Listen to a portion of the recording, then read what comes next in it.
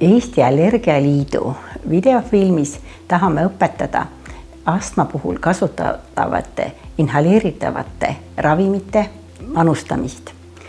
See on töö, mida teevad tavaliselt astmaõed ja seda tehakse siis, kui esimest korda patsient saab oma astmadiagnoosi ja iga kord, kui ta tuleb ka uuesti vastuvõtule, siis kontrollitakse, kas on seda ravimit inhaleeritud nii, nagu seda peaks tegema. Aga sissejuhatuseks räägiksin ma natukene üldse astmast ja lapse astmast. Astma on kõige sagedasem krooniline haigus lapse eas. Koolilastel on seda kuni 10%, aga õnneks 80% kulgeb see kergelt ja ta võib tekkida igas vanuses, aga ta võib ka mööduda. Väikeste laste astma on seotud põhiliselt viirusinfektsioonidega. See on siis, kui lapsel tekivad näiteks lasteaias käimisel korduvad viirusinfektsioonid, köha jääb pikalt püsima, aga enam just viitab astmale see, kui nende viirusinfektsioonide ajal tekivad raskendatud hingamisepisoodid. Lapse hingamine muutub vilisevaks, vilistavaks. Ja siis muidugi on väga oluline see, et me teaksime, kas sellel perel on olnud eespoolt astmat, sest astma on väga oluliselt geneetilise eelsoodumusega. Kui lähisugulastel, kas emal või isal või lapse õdedel, vendadel on olnud astmat või ka vanavanematel, siis see esimeste obstruktsioonide teke viitab juba rohkem sellele, et tegemist on algava astmaga. Astma diagnoos pannakse allergoloogi juures. Ja siis selleks väikeste laste puhul on oluline see, mida ema lapse haiguse kohta räägib. Kas need köhad tekkisid siis viirusega, kas nad tekkisid jooksmisel, nutmisel, naermisel, sest astma hoogusid provotseerivad lisaks infektsioonidele ka emotsioonid, füüsiline koormus, õhusaastus, külm õhk. Ja siis, kui on olnud ka eelnevalt allergilisi lööbed, allergianähte, on olnud atoopiline dermatiit sügeleva nahalööbega, on olnud nohuprobleeme, aevastamisega nohud, silmaõõrumised, need kõik toetavad astmadiagnoosi. Mida väiksem on laps, seda raskem on seda astmat diagnoosida, sellepärast et lisauuringud puuduvad. Kõik taandub sellele, mida ema haigusest räägib ja kuidas on astma ravimite efektiivsus, kuidas nad nüüd seda hingamist mõjutavad, köha mõjutavad.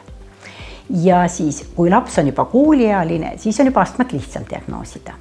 Siis on veel võimalik teha hingamisfunktsiooni uuringuid, spirograafiat, nimetatud dilatatsioonitesti, kui me anname Ventoliini, vaatame, kuidas hingamisfunktsioon paraneb ja ka määrata hingamisteedes siis eosinofiilset põletikku, NO mõõtmisi teha.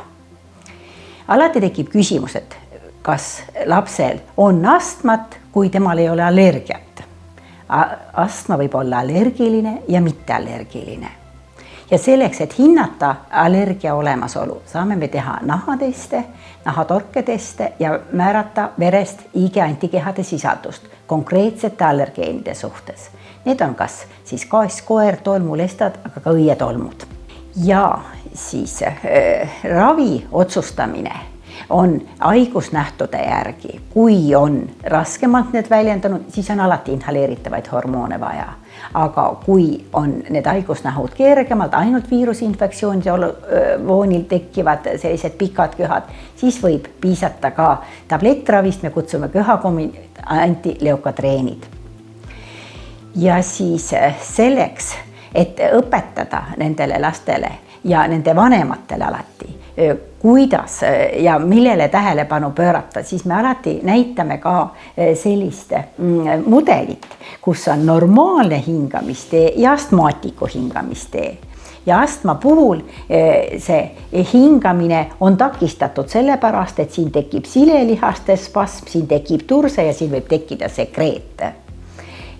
Mida väiksem on laps, seda suurem on selle turse osatähtsuse. mida suurem on laps ja ka täiskasvanutel, siis on põhiline see silelihaste kokkutõmme, hingamisteed muutuvad kitsaks ja ei saa õhku. Raske on just väljahingamine, et vilistav õhk hingamisteedesse läheb, alumistesse hingamisteedesse, aga välja sealt hästi ei tule, see on selline ventiilimehhanismiga.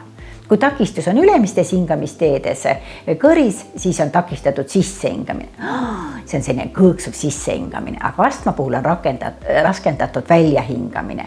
Ja kui laps on väga väike imikujas, siis võib olla mõlemad tegelikult, ei saagi hästi aru, ta lihtsalt hingab raskelt. Ja siis, kui me neid astmaravimeid õpetame, mida, kuidas kasutada, siis me alati räägime sellest, mis on põletikuvastased ravimid ja mis on hoovravimid. Põletikuvastased ravimid on need, mida kasutatakse pikka aega regulaarselt, et hoida hingamisteede põletiku kontrolli all ja neid hoogusid ei tekiks. Ja see ongi meie eesmärk, et võimalikult vähem oleks astma hoogusid ja vähem oleks vaja kasutada hoovravimeid.